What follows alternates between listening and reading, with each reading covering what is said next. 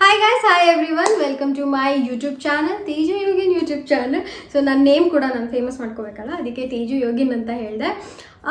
ಇವತ್ತು ನೀವು ತಮ್ಮನೇಲಿ ನೋಡಿದ್ದೀರಾ, ನಾನು ಏನು ಮಾತಾಡ್ತಾ ಇದ್ದೀನಿ, ಬಿಗ್ ಬಾಸ್ ಬಗ್ಗೆ ಮಾತಾಡ್ತಾ ಇದ್ದೀನಿ. Bigg Boss 11 Bigg Boss start ಆದಾಗ ನಾನು ಹಿಂಗೆ ಮಾತಾಡಿದ್ದು, ಅಂದರೆ ಬಿಗ್ ಬಾಸ್ ಸ್ಟಾರ್ಟ್ ಆಗ ಮುಂಚೆ ಕಂಟೆಸ್ಟೆಂಟ್ಸ್ಗಳು ಯಾರ್ಯಾರು ಬರ್ತಾರೆ ಅಂತ. ಅದ್ರ ಮಧ್ಯೆ ನಾನು ಹನುಮಂತು ಅವರು ಆಚೆ ಹೋಗಿದ್ದಾರೆ ಅಂತ ಒಂದು ವಿಡಿಯೋ ಮಾಡಿದ್ದೆ. ಅದು ಬಿಟ್ಟರೆ ಈಗಲೇ ಮಾತಾಡ್ತಾ ಇರೋದು, ಯಾಕಂದರೆ ಆಲ್ರೆಡಿ ನಾವು ಫಿನಾಲೆಗೆ ಬಂದುಬಿಟ್ಟಿದ್ದೀವಿ. ಇವತ್ತು ಫಿನಾಲೆ ನಡೀತಾ ಇದೆ, ಸ್ಯಾಟರ್ಡೇ 25th of January. ಅಪ್ಪ, ಎಷ್ಟು ದಿನ ಆಯ್ತಲ್ಲ ಬಿಗ್ ಬಾಸ್ ಸ್ಟಾರ್ಟ್ ಆಗಿ. 120 days ಏನೋ ಆಗಿದೆ ಅನಿಸುತ್ತೆ. 115 ಅಂತ ಮೊನ್ನೆ ನೋಡಿದೆ ನಾನು. ಸೊ ಫೈನಲಿ ಏನು ಹೇಳಬೇಕು ಅಂದರೆ, ಫಸ್ಟು ನನಗೆ ಒಂದು ಕಡೆ ಬಿಗ್ ಬಾಸ್ ಮುಗಿದು ಇನ್ನೊಂದು ಕೆಲವೊಂದು ರಿಯಾಲಿಟಿ ಶೋಸ್ ಬರ್ತಾ ಇದೆ ಅಂತ ಒಂದು ಎಕ್ಸೈಟ್ಮೆಂಟು. ಅಂದರೆ ನನಗೆ ಸೀರಿಯಲ್ಸ್ ಎಲ್ಲ ಇಷ್ಟ ಇಲ್ಲ, ಸೊ ರಿಯಾಲಿಟಿ ಶೋಸ್ ಅಂದರೆ ನೋಡ್ಬೋದು ಅಂತ.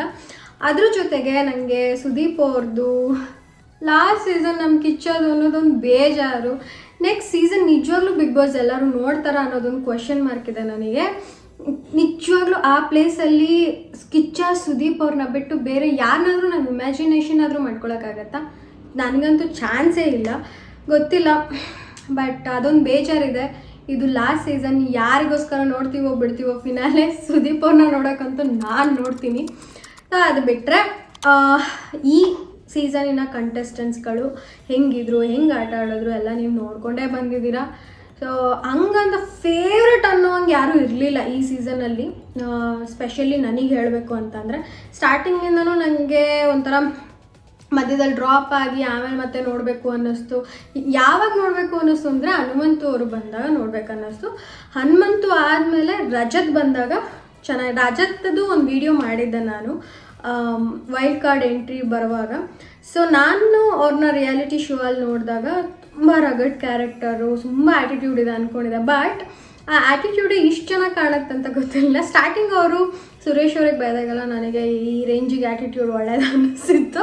ಬಟ್ ಅವರು ಆನ್ ಫೇಸ್ ಹೇಳೋ ಕ್ಯಾರೆಕ್ಟರ್ ನಿಜವಾಗ್ಲೂ ಎಲ್ಲರಿಗೂ ಇಷ್ಟ ಆಗುವಂಥ ಕ್ಯಾರೆಕ್ಟರ್. ಒಳಗೆ ಇಟ್ಕೊಂಡು ಮುಖವಾಡ ಹಾಕ್ಕೊಂಡು ಬಕೆಟ್ ಇಟ್ಕೊಂಡು ಓವರ್ ಡ್ರಾಮಾ ಮಾಡೋ ಬದಲು ರಜತ್ ಹೆಂಗಿದ್ದಾರೆ ಹಾಗೆ ಇದ್ದಾರೆ. ನಾನು ನೋಡಿರೋ ಪ್ರಕಾರ ರಿಯಾಲಿಟಿ ಶೋಸಲ್ಲಿ, ಅಂದರೆ ಅವರು ಸುವರ್ಣದಲ್ಲಿ ಒಂದಕ್ಕೆ ಬಂದಿದ್ರು, ಕಲರ್ಸ್ ಕನ್ನಡದಲ್ಲಿ ರಾಜಾರಾಣಿ ಶೋಸ್ಗೆಲ್ಲ ಬಂದಾಗ ಅವ್ರು ಹೆಂಗಿದ್ರು ಮನೆಯಲ್ಲೂ ಹಾಗೆ ಇದ್ದಾರೆ. ಬಟ್ ಕೆಲವೊಬ್ರು ಇದ್ದಾರಲ್ಲ, ನನಗೆ ನೇಮ್ ಹೇಳಬೇಕೋ ಬೇಡವೋ ಗೊತ್ತಿಲ್ಲ, ಭವ್ಯ ಅವರು ನನಗೆ ನಿಜವಾಗ್ಲೂ ಇಷ್ಟ ಆಗೋದೇ ಇಲ್ಲ ಕ್ಯಾರೆಕ್ಟರ್ಸ್ಗಳು.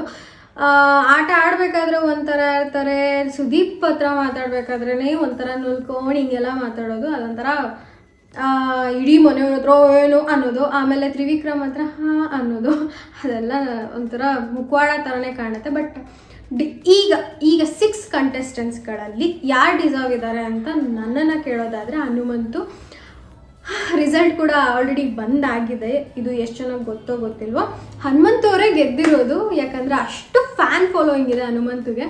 ಬಿಕಾಸ್ ನಾನು ಒಂದು ವಿಡಿಯೋದಲ್ಲಿ ಹೇಳಿದೆ, ವ್ಲಾಗ್ ಮಾಡಬೇಕಾದ್ರೆ, ಹನುಮಂತು ಅವರು ಆ್ಯಕ್ಚುಲ್ ಕುರಿನ ಮೇಯಿಸ್ತಾರದು ಮನೇಲಿ ಅಂತ. ಅವರೆಲ್ಲ ನಾನೇ ಘಟಾನುಘಟಿ, ನಾನು ಅನ್ನೋಂಗೆ ಇರ್ತಾರೆ. ಬಟ್ ಹನುಮಂತು ಹಂಗೆಲ್ಲ ಈಸಿಯಾಗಿ ತೊಗೋತಾರೆ ಗೇಮ್ನ. ಸೊ ಆ ಕ್ಯಾರೆಕ್ಟರ್ಸ್ ಎಲ್ರಿಗೂ ಇಷ್ಟ ಆಗಿರುತ್ತೆ, ನನಗೂ ಇಷ್ಟ ಆಗಿದೆ. ಸೊ ಹನುಮಂತು ಅವ್ರು ಗೆದ್ದಿದ್ದಾರೆ. ಸೆಕೆಂಡ್ ಪ್ಲೇಸಲ್ಲಿ ಮಂಜು ಅವರಿದ್ದರು. ಮಂಜು ಮತ್ತು ಹನುಮಂತು ಅವ್ರ ಮಧ್ಯೆ ಹನುಮಂತು ಅವ್ರು ಗೆದ್ದಿದ್ದಾರೆ. ಥರ್ಡ್ ಪ್ಲೇಸಲ್ಲಿ ಮೋಕ್ಷಿತಾ ಇದ್ದರು.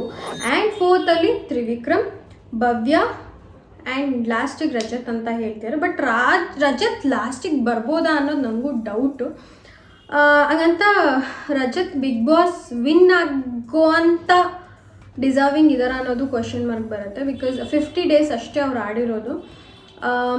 ಹನುಮಂತು ಅವರು ಡಿಸರ್ವಿಂಗ್ ಅಂತ ನಂಗೆ ತುಂಬ ಅನಿಸಿತ್ತು. ಹನುಮಂತು ಅವರೇ ವಿನ್ ಕೂಡ ಆಗಿದ್ದಾರೆ. ಸೊ ಫಿನಾಲೆ ನೋಡೋಣ, ಇನ್ನೂ ಟೈಮ್ ಇದೆ. But as per the news Hanumanthu ಅವರು ವಿನ್ ಆಗಿದ್ದಾರೆ. ನಮಗೆಲ್ಲರಿಗೂ ಅದೇ ಬೇಕಿತ್ತು. ಹನುಮಂತು ಅವರು ವಿನ್ ಆಗಿರಲಿಲ್ಲ ಅಂತಿದ್ರೆ ನಿಜವಾಗ್ಲೂ ಈ ಸೀಸನ್ನಿಂದ ಬೇರೆ ಸೀಸನ್ ಬಿಗ್ ಬಾಸ್ ಎಲ್ಲ ಫೇಕ್ ಅಂತಲೇ ಒಂದು ಥಾಟ್. ಯಾಕಂದರೆ ಕೆಲವು ಹಿಂದಿನ ಸೀಸನ್ನಲ್ಲಿ ಕೆಲವೊಬ್ಬರು ವಿನ್ ಆಗಿದ್ದು ನಂಗೆ ಅನಿಸಿತ್ತು ಇದು ಫೇಕಾ ಅಂತ. ನಿಜವಾಗ್ಲೂ ಓಟ್ ಕನ್ಸಿಡರ್ ಆಗತ್ತಾ ಅಂತಲ್ಲ. ಬಟ್ ಈ ಸರಿ ಹನುಮಂತು ಅವರು ನಿಜವಾಗ್ಲೂ ವಿನ್ ಆಗಿಲ್ಲ ಅಂತಂದರೆ ಫೇಕ್ ಅಂತಲೇ ಅರ್ಥ. ಇಲ್ಲ, ವಿನ್ ಆಗ್ತಾರೆ. Bigg Boss reality show is real. So ನಿಮಗೆಲ್ಲ ಯಾರು ವಿನ್ ಆಗಬೇಕು ಅಂತ ಇತ್ತು ಕಮೆಂಟ್ ಮಾಡಿ. ನಂಗೆ ಗೊತ್ತು ನೀವು ಕಮೆಂಟ್ ಮಾಡಿ ಸುಮ್ಮನೆ ನೋಡ್ಕೊಂಡು ಹೋಗ್ತೀರಾ. ಒಂದು 2-3 ಜನ ಮಾಡ್ತೀರಾ.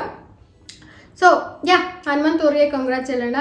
ಈಸ್ ಆ್ಯಕ್ಚುಲಿ ಲೈಕ್ ಅವರಿಗೆ ತುಂಬ ಅವಶ್ಯಕತೆ ಕೂಡ ಇದೆ. ಆ ಅಮೌಂಟ್ ಏನು ಬರುತ್ತೆ 50 lakhs ಅವ್ರಿಗೆ ಅವಶ್ಯಕತೆ ಕೂಡ ಇದೆ.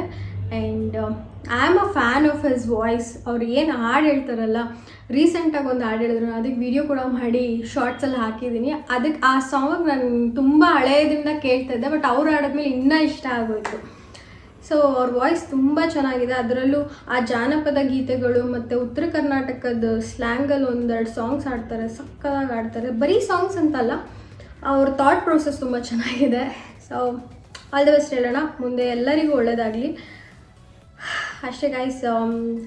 ನೆಕ್ಸ್ಟ್ ವಿಡಿಯೋ ಜೊತೆಗೆ ಮೀಟ್ ಮಾಡ್ತೀನಿ. ಇಲ್ಲಿಗೆ ಈ ವ್ಲಾಗ್ನ ಏನು ಮಾಡ್ತಿದ್ದೀನಿ, ಯಾಕಂದರೆ ಇವಾಗ ಆಫೀಸಿಂದ ಬಂದು ಬಿಡ್ಬಾ ಅಂತ ಮಾತಾಡಿದ್ದೀನಿ, ಸುಸ್ತಾಗುತ್ತಲ್ವ ನನಗೂ. ನಾರ್ಮಲ್ ವೀಡಿಯೋಸ್ ಮಾಡೋಕ್ಕೆ ಟ್ರೈ ಮಾಡ್ತಿದ್ದೀನಿ, ಆಗ್ತಿಲ್ಲ ಯಾಕೋ ಗೊತ್ತಿಲ್ಲ, ಟೈಮ್ ಸಾಕಾಗ್ತಾ ಇಲ್ಲ ಆ್ಯಂಡ್ ಪೇಷನ್ಸ್ ಇರಲ್ಲ. ಸೊ ಕಂಪ್ಲೀಟ್ ಡೇ ವ್ಲಾಗ್ ಮಾಡೋದಕ್ಕೆ ಇಲ್ಲ ಬೇರೆ ಏನಾದರೂ, ಬಟ್ ಟ್ರೈ ಮಾಡ್ತೀನಿ. ಅವಾಗವಾಗ ಯಾವಾಗೆಲ್ಲ ವ್ಲಾಗ್ ಮಾಡೋಕ್ಕಾಗುತ್ತೋ ಅವಾಗೆಲ್ಲ ಮಾಡಿ ನಾನು ಅಪ್ಲೋಡ್ ಮಾಡ್ತೀನಿ. ಹೀಗೆ ನನ್ನ ಸಪೋರ್ಟ್ ಮಾಡ್ತಾಯಿರಿ. ನನಗೆ ಇವಾಗ ಸಿಗ್ತಾ ಇರೋ ಸಪೋರ್ಟ್ ಇನ್ನೂ ಜಾಸ್ತಿ ಆಗಲಿ. ಸೊ ಆ ಜಾಸ್ತಿ ಆಗ್ತಾ ಆಗ್ತಾ ನನಗೂ ಮೋಟಿವೇಟ್ ಆಗಿ ವ್ಲಾಗ್ ಮಾಡಬೇಕು ಅನಿಸುತ್ತೆ. So yes guys, Bigg Boss ನೋಡಿ ಇವಾಗ ಕಿಚ್ಚ ಸುದೀಪ್ ಹೋಗಿ ಬರ್ತಾರೆ. ಇವತ್ತು ನಾಳೆ ಫುಲ್ ಹಬ್ಬ ಮಾಡಿ. Okay, happy weekend, tata bye, take care, see you, love you.